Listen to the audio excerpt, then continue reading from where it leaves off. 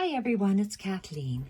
I'm happy to be here today sharing a project that I have designed for VectoriaDesigns using their Fall Foliage Crafting Printables journal kit.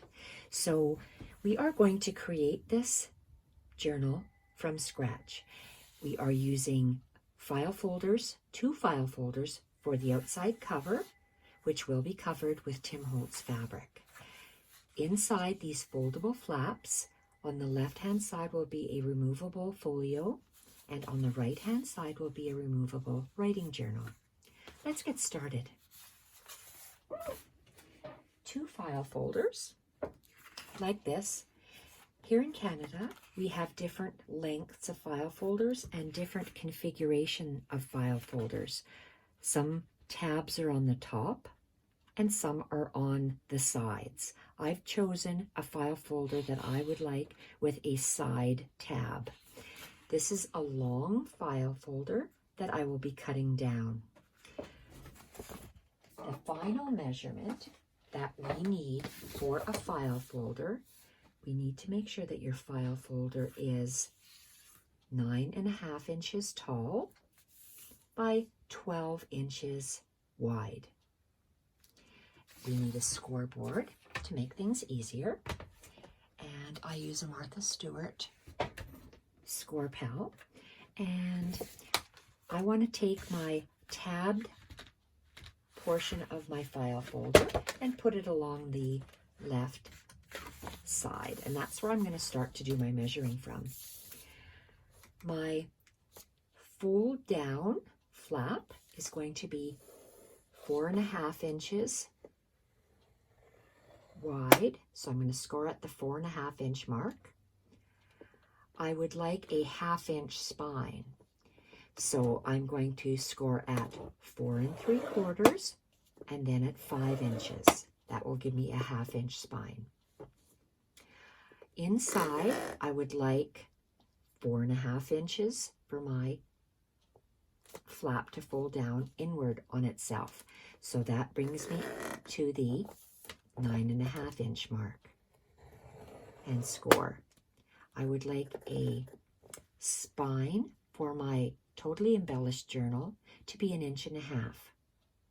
So I'm going to go to the 11 inch mark. Every 1/4 inch, I'm going to score. This will give me a perforation on which to fold my spine to give a nice curved spine. I'm going to leave myself 1 inch at the end, which brings me to the 12 inch mark, to secure the 2 file folders together.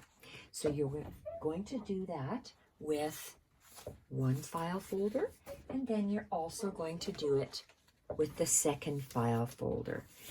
Exactly the same, making sure that your tab portion is on the left-hand side, then scoring at those same measurements. 4.5, 5 inches, 9.5, 11, every 1/4 inch for the large spine,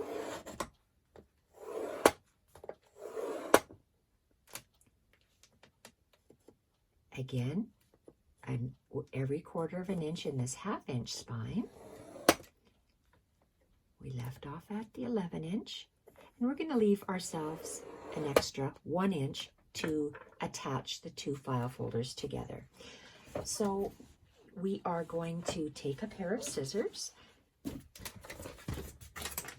After I put my scoreboard away, we are going to take a pair of scissors and trim off this excess. We can save this excess file folder portion to use in our journal if we need some heavier cardstock. So we did that one, and let's trim this one as well.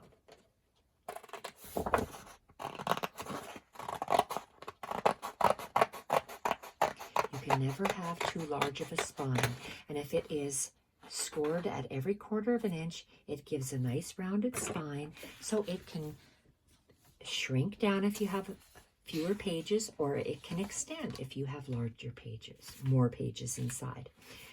So I would like, right now you can see that both of my file folders, I have the tabbed ends on the same side. I want to have a smooth finish on the outside, and the shorter version of my file folder on the inside. So this is my large spine. I don't know if you can see the, yes you can, just barely see the score marks. Let's fold down the outer two scores so we can see our 1.5 inches clearly. Fold the outer 2 lines of our 1/2 inch spine, and look at this file folder.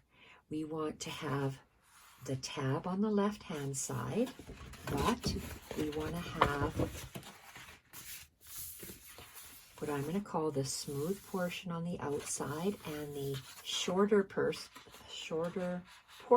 on the inside. So again, we are going to fold on the 2 outer spine marks. So you have a 1/2 inch spine for the fold down flap. Then you have the 1.5 inch spine for the actual journal.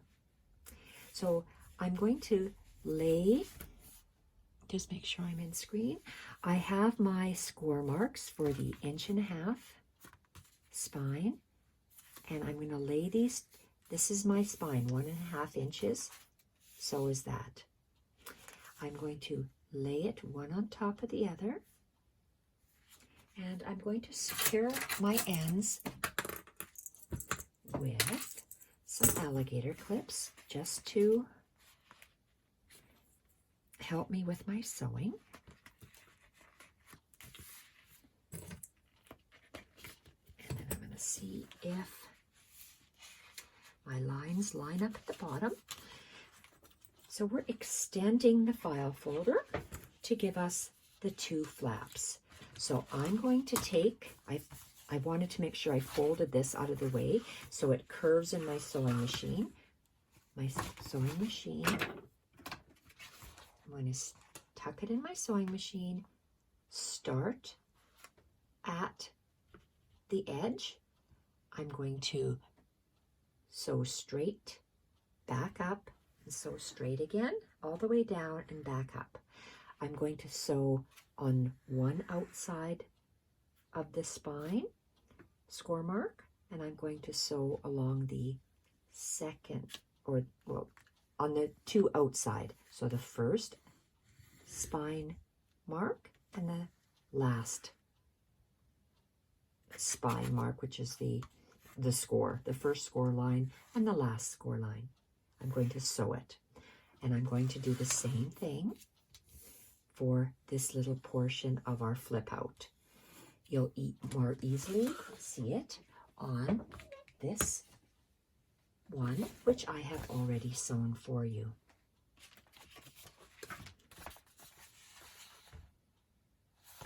So let's put away this one that needs to be sewn, and I have sewn it already. So I've taken it to the sewing machine, and our score 1 inch score section of our curved spine, we've sewn along the outer edge and the other outer edge. We've done the same along this narrow portion, which gives us a nice folded left flap. We've sewed along the 2 outer scored portions to give us a 1/2 inch section on each end for room for our folio and our writing journal to grow. And then we have a wonderful 1.5 inch spine, and let's give it a nice fold. have a nice curved spine and a large spine and two little secondary spines. I have also sewn down these little flaps, and the flaps I'll bring back from here. These are the two portions where the two file folders meet, and one comes to an end over here and one comes to an end on this side. So we've just sewn that one down, turned it over, and sewn that one down.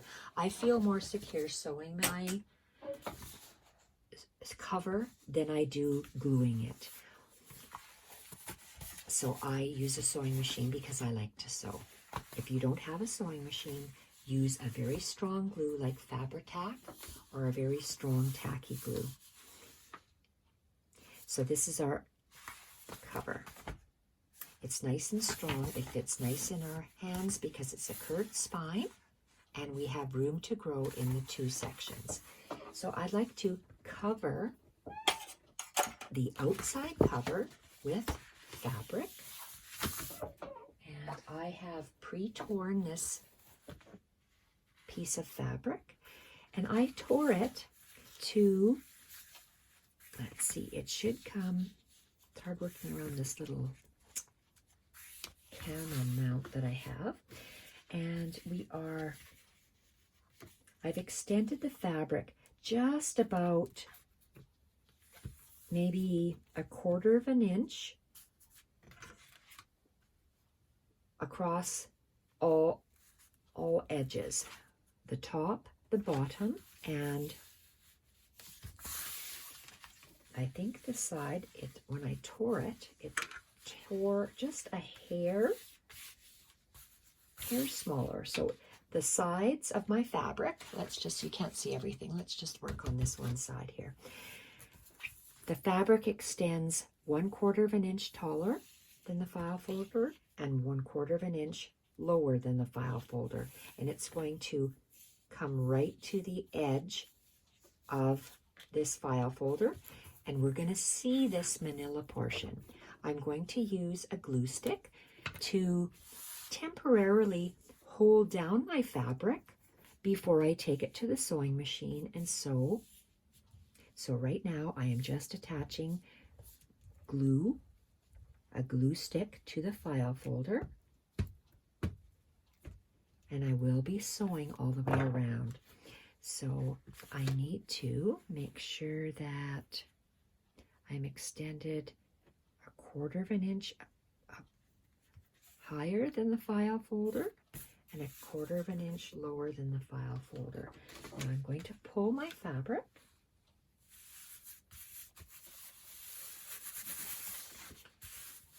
and I'm going to work across the file folder, one little section at a time.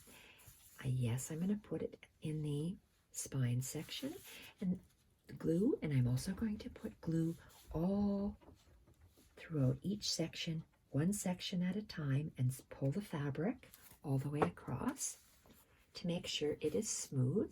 I'm going to use one of my cast iron bunny rabbits to help me hold that.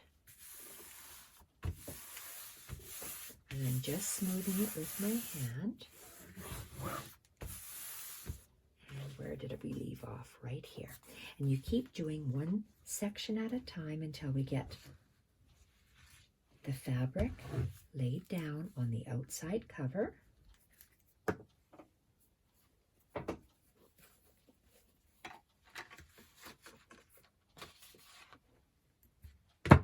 going to bring it over so you can see what I'm doing. Laying the fabric down and I'm pulling it. There we are. And we're still in the screen. I'm going to have to move my cover over because the cover is almost, well, it is out of screen for the whole portion. So we have to work in sections. And let's just bring it over slightly. And we're going to pull.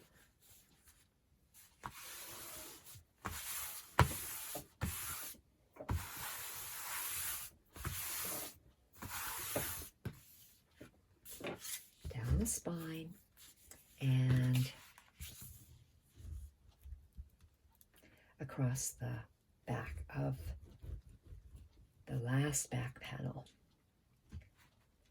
The stitching adds decoration as well as strength to the cover. You want to make sure that you don't have any air bubbles. Okay, that's good. Now where is my... I'm just going to take a bone folder and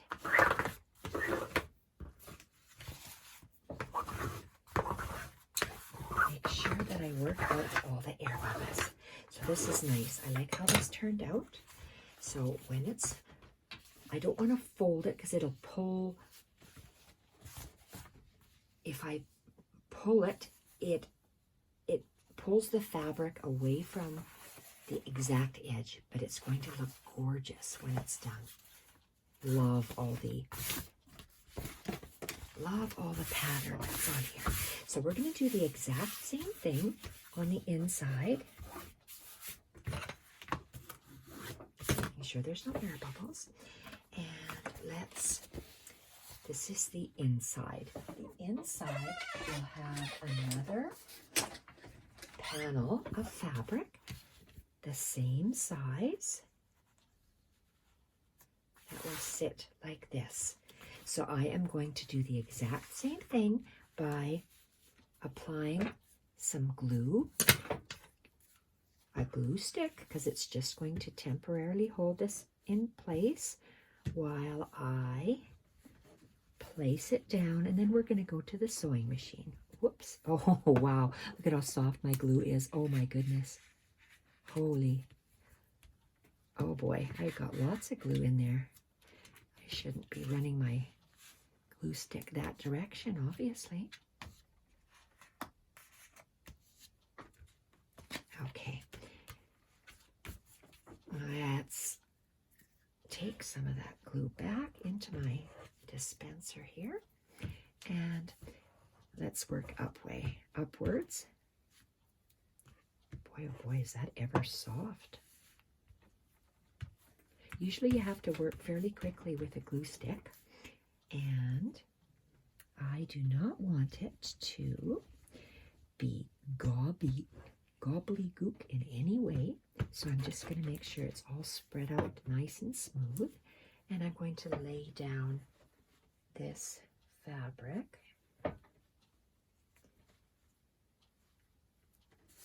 Okay, now I have to make sure I pull this.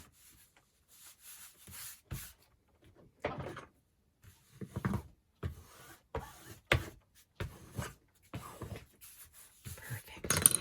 And we just continue straight across the file folder like we did on the front cover, except now we're just doing it along the back. The glue stick will allow us time to place the fabric. It won't add bulk, and it'll make it nice and smooth while we sew it onto the file folder.